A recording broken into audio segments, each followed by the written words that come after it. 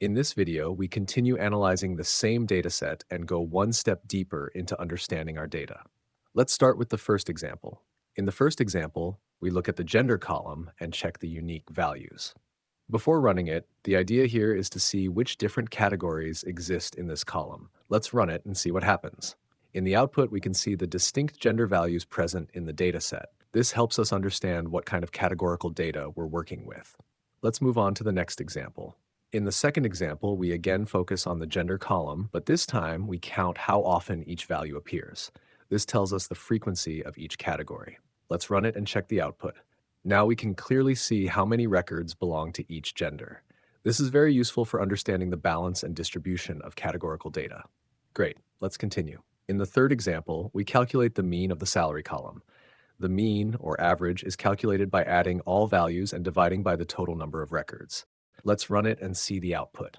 This gives us a general idea of the overall salary level in the dataset.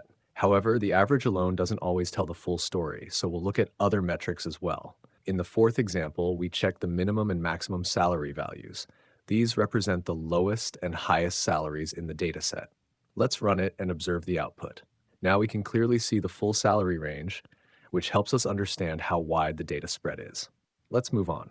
In the fifth example, we calculate the median salary. The median is the middle value when all salaries are sorted in order. Let's run it and look at the output. Unlike the median is not affected much by very high or very low values, which often makes it a better representation of a typical salary. Let's continue.